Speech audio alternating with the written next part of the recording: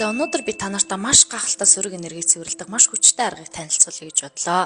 За энэ аргыг би анх туршиж үзээд хийж байхдаа ямар хүчтэй арга вэ гэж бодож ирсэн. Яагаад вэ гэвэл хийгээд туршиж эхэлснээс хойш үр дүн мэдэгдэжсэн учраас за энийг бол энергийн алдагдал ихтэй, гэрийн энерги алдагдал ихтэй, өөрийн хувь хүний энерги алдагдал ихтэй, айц түгшүүр, санаа зовлт ихтэй байгаа үедээ ашиглавал их зүгээр. За гэрийн энерги маш ихтэй байгаа үе гэдэг нь юу гэсэн үг вэ гэхээр за жишээ нь та магадгүй өвчтэй зовлонтой хүнийг маш удаан асарсан тохиолдолд хүн өөрөө сэтгэл санааны одоо бас түгжилтэнд ороод гэрийн энерги сармагчаад гэрийн энерги автоматар унтсан байдаг. За мөн гэр орон эргэн тойронд нас оролт явагдсан тохиолдолд бүх эргэн тойрны хүмүүс сэтгэл санааны савлгаанд ордог, бас мөн гэрийн энерги автоматар ундаг.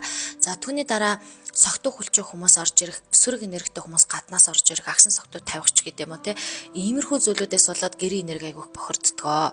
За мөн дээрэс нь ер нь гэрийн энерги ингээд бохирдох үед гэрээс нэг хаанаас мэддэхгүй эвгүй өнөр өнөртөж байгаа юм шиг мэдрэмж авах, гэрлийн чийдэн байн гунтраад байх, те ямар нэгэн ажил төрөл бүтэхгүй саадтай байх, гэртээ байгаа дунтаж амрах үедээ тав тухтай мэдрэмж мэдрэхгүй, юу ч иймэрхүү санагдах, уур бухимдал хүрэх, гэрт одоо маш их маргаан зөрчил үүсэх гэх мэтчлэн зүйлүүдээр гэрийн энерги сөрөг байгаа юм байна гэдэг нь ер нь мэдэгддэг юм аа. Ийм байгаа тохиолдолд та заавал туршиж үзээрэй гэж хэлмээр байна. Энэхүү аргыг бас офис дээр ажлын байран дээр ашиглана. За юу гэхээр ажил төрөл зогсон, орлого бизнес хаалттай ажил өргөчихгүй байгаа тохиолдолд мөн гаднаас орж ирэх сөрөг энерги хил матачтай ихтэй байгаа тохиолдолд бас энийг та ажлынхаа байран дээр офис дээр ашиглаж байгаарэ гэж зөвлөмөр байна. За гахалтай чидтэй аргад маань ямар орц орохыг одоо танилцуулъя. За нэг жижигхэн хөрхөм аягаар шааза аягаар нэг арх бэлтэн. За энэ бол яг аягандаа дүүрсэн зур цагаан арх байна. За энэхүү цагаан архийг тагтай шилэн ч юм уу те тагтай савнд хийнэ. За ингээд нэг аягаар хийснийхаа дараа дээрээс нь нэг ширхэг лимоны хальсыг хальслаад зөвхөн хальсыг нь архин дээр нэмж хийнэ. За түүний дараа өөрийнхөө төрхөг дуртай, өнөрөндөн дуртай ямар ч эфирийн тос байж болно. За гэхдээ би бол лаванда тосыг илүү үздэг. 8-аас 10 тосол тусаана. За ингээд тусаасныхаа дараа лаврын навчныг 4-5 ширхэг томхон шиг лаврын навчийг хийгээд бүх жоруудаа таглаад сайхан холиод тавина.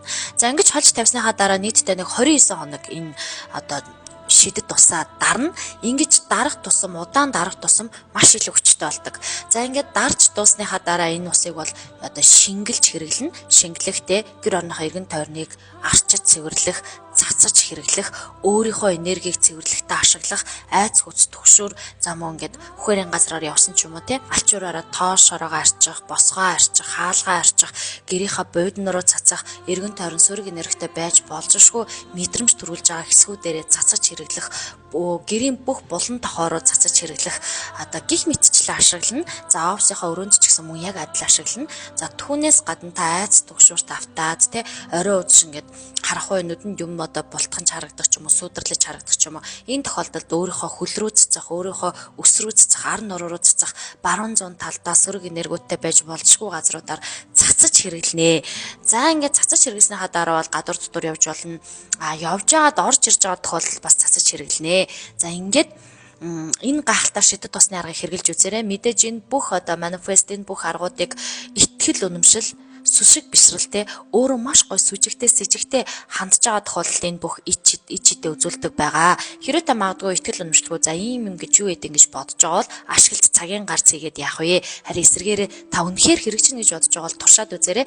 Та яг хэрэгжилж үзсэн тэр цаг мөчөөс таны энерги цэвэрлэгдэж те гой бодлууд орж ирж ямар нэгэн тийм ачаа им хүнд дарамттай байдал хөнгөрж байгаа юм шиг мэдрэмжүүд гих мэтлэн одоо мэдрэмжээр танд үр шим нь орж ирж байгаа нь мэдэгддэг юм шүү. Ингээд танд амжилт хүсье.